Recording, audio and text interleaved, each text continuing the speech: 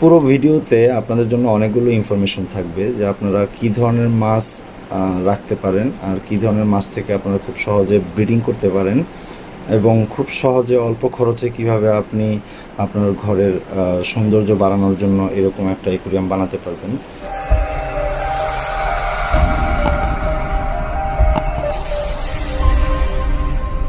যে আমার যে অ্যাকুয়ারিয়াম, সেই অ্যাকুয়ারিয়ামের পরিবেশটাকে আমি এতটাই ন্যাচারালি করে দিয়েছি যাতে করে ওরা একদম সমুদ্রের গভীরে থাকলে যেই রকম একটা পরিবেশ পায় এবং যেই পরিবেশে ওরা খুব কমফোর্টলি ঘোরাফেরা করে।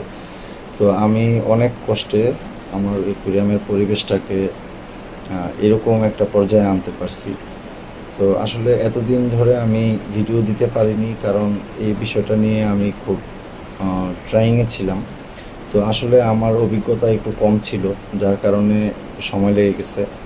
তো আমি চাচ্ছি যে আমার এই অভিজ্ঞতাগুলো আপনাদের মাঝে এই ভিডিওর মাধ্যমে শেয়ার করব, যাতে করে আপনাদের ফিশিং করার ব্যাপারে আমি যতটুকু কষ্ট করেছি এই কষ্টটুকু যেন একদমই কমে যায়। কারণ আমি আপনাদেরকে A to Z দেখিয়ে দিব কিভাবে আপনারা শুরু থেকে শেষ পর্যন্ত এইভাবে একটা ফিশিং ট্যাঙ্ক তৈরি করবেন।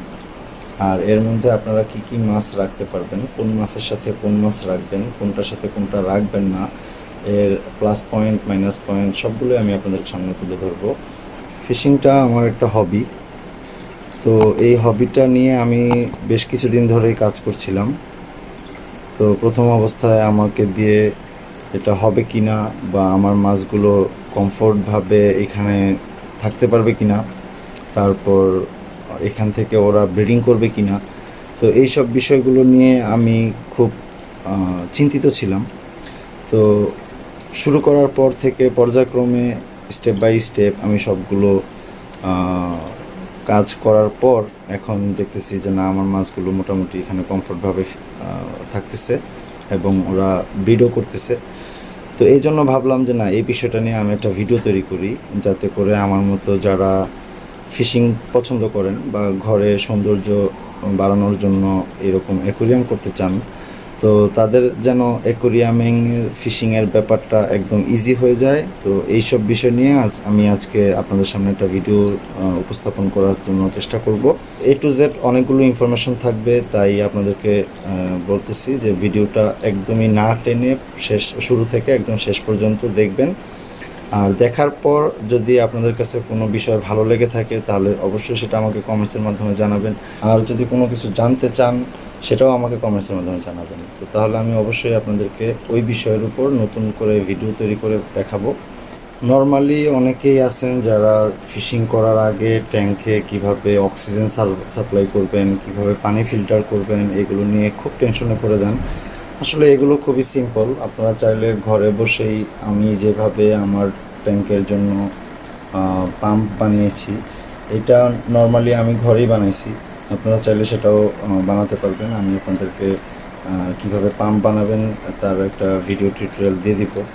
নর্মালি আমি জাস্ট একটা মোটর নিয়ে একটু পিভিসি পাইপ নিয়ে একটা ফিল্টার মতো করে একটা সামনে একটা লাগিয়ে দিয়েছি। এখান থেকে পানিটা উপরে উঠবে, উঠে এই পাইপ হয়ে এইখান দিয়ে এসে পানিটা পড়বে। তো এতে করে হয় কি, আমার পানির যত ডাস্ট আছে সেই ডাস্টগুলো নিচে যে ফিল্টারটা আছে এই ফিল্টারের মধ্যে এসে জমবে, আর এইখান থেকে পিওর পানিটা উপরে যাবে, গিয়ে ওইখান থেকে এই পাশে এসে পড়বে।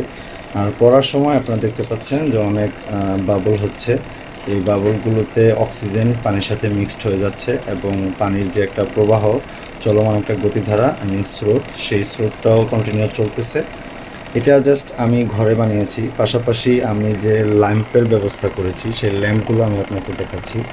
নর্মালি এখানে একটা এলইডি ল্যাম্প দিয়েছি আর এই পাশে আরেকটা এলইডি ল্যাম্প দিয়েছি। এই এলইডি ল্যাম্পটা আমি 50-50 করে রেখেছি। এই 50% সে আমার বাচ্চাদেরকে দিবে আর 50% সে আমার অ্যাকুয়ারিয়ামকে দিবে। তো এইভাবে যে ল্যাম্পগুলো আমি বানিয়েছি, নর্মালি ফোনের যে চার্জারগুলো দেখতে পাচ্ছেন যে এখানে একটা ফোনের চার্জার ইউজ করতেছি, পাশাপাশি এখানে আরেকটা ফোনের চার্জার ইউজ করতেছি। আমি একটা ফোনের চার্জার দিয়ে পাম্পটাকে চালাচ্ছি, আরেকটা চার্জার দিয়ে দুটা ল্যাম্প জ্বালাচ্ছি। এগুলো আপনারা চাইলে ঘরেই বানাতে পারবেন। তো আপনারা অযথা টাকা খরচ করতে হবে না, যে দোকানে যেই সুন্দর যেভাবে ওরা পাম্পগুলো সাজিয়ে রাখে তো নর্মালি ওইগুলোতে ওদের অনেক বেনিফিট হয়, আর বেনিফিটের আশায় ওরা অ্যাকুরিয়াম বা মাছ নিতে গেলে তাদেরকে সবসময় রিকমেন্ড করে পাম্প নিয়ে যান, ফিল্টার নিয়ে যান।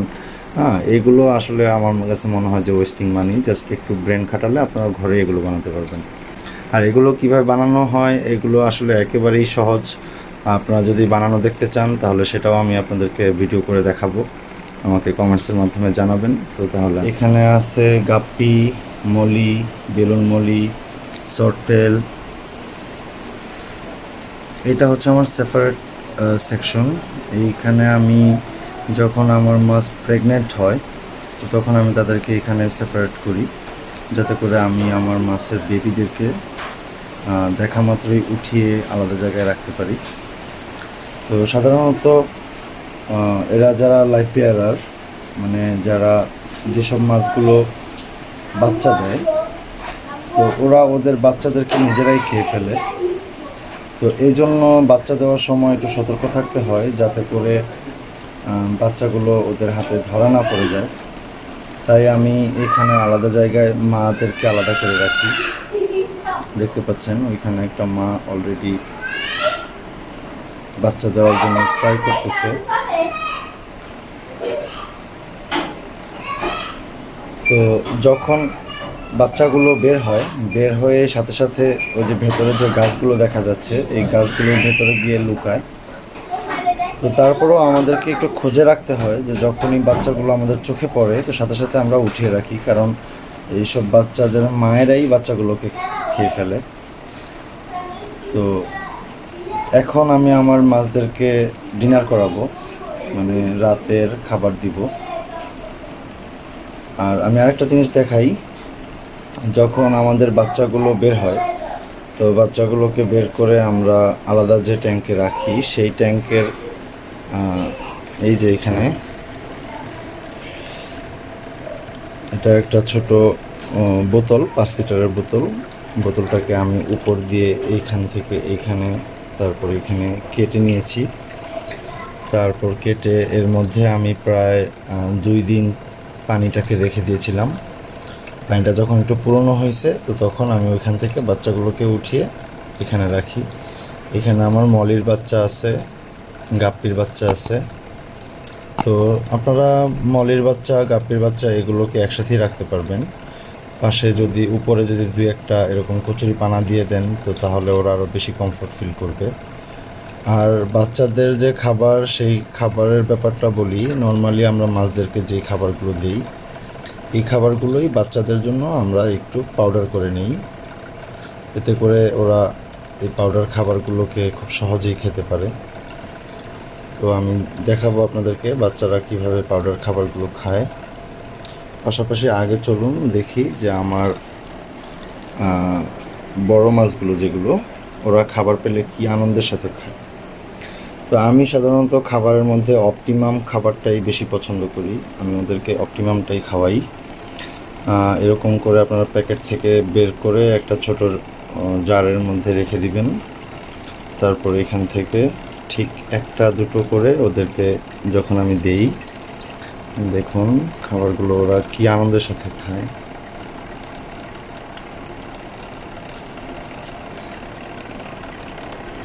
আপনারা আপনাদের অ্যাকুরিয়ামে অবশ্যই কিছু গাছ রেখে দিবেন, যাতে করে ইনকেস যদি কোনো একটা প্রেগনেন্ট মা এখানে একসাথে সবগুলো মাছ থাকা অবস্থায় বাচ্চা দেয়, তাহলে যেন বাচ্চাগুলো সেফ থাকে।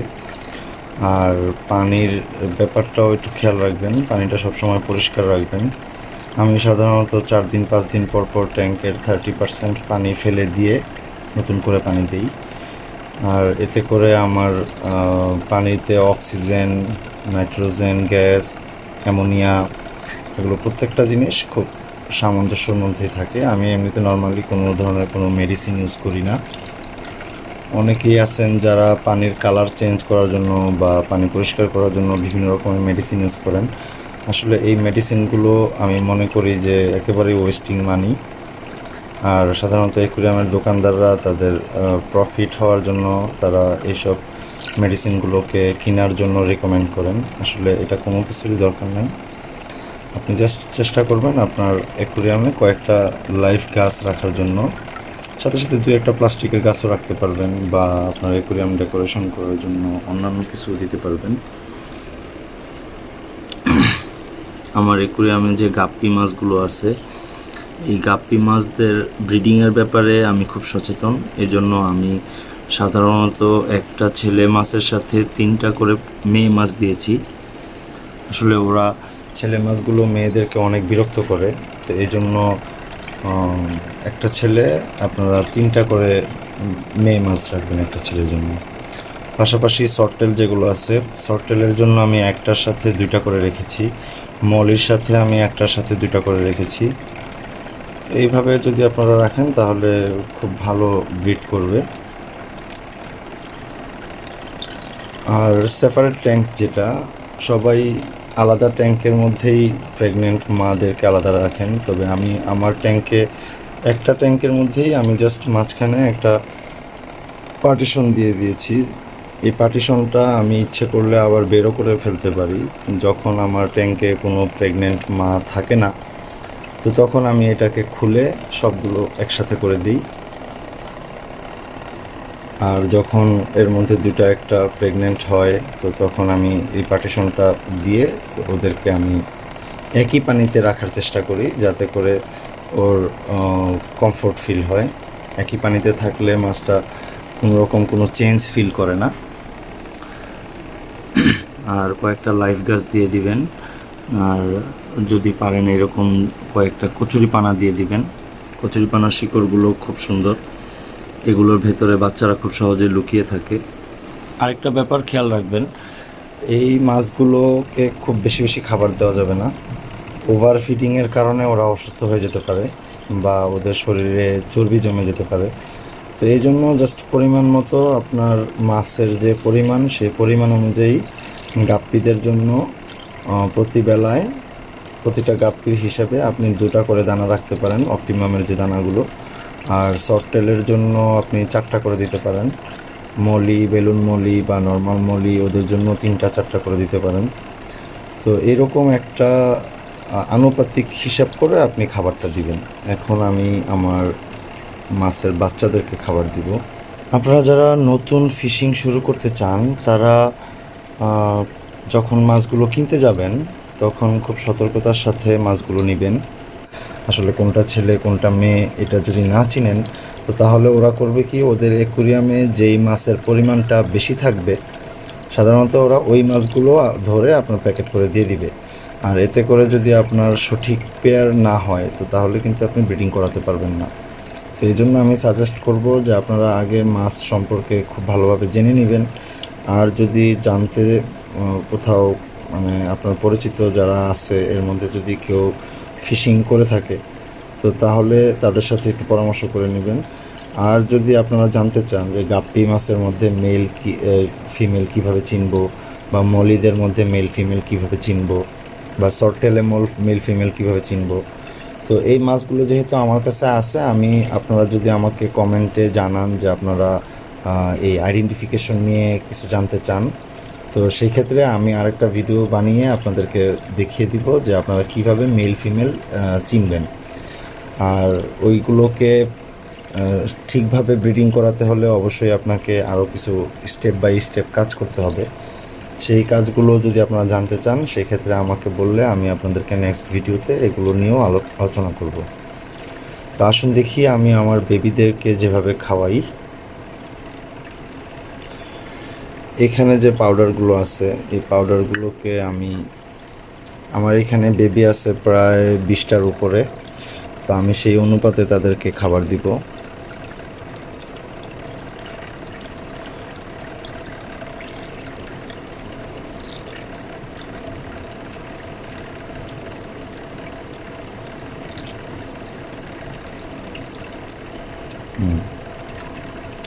দেখতে পাচ্ছেন ওরা চলে আসছে খাবার খাওয়ার জন্য।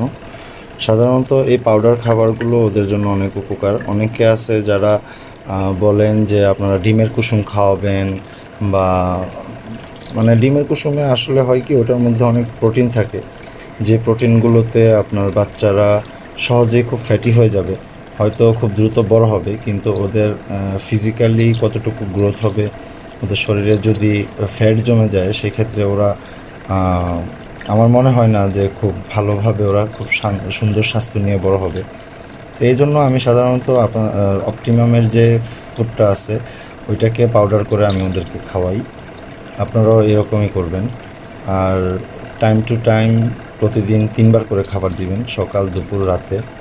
এইভাবে করলে আপনার বাচ্চাদের খুব ভালো গ্রোথ হবে, খুব তাড়াতাড়ি বড় হয়ে যাবে। আরেকটা ব্যাপার খেয়াল রাখবেন যে ওদেরকে ঘোরাফেরা করার জন্য একটু বড় স্পেস করে দিবেন।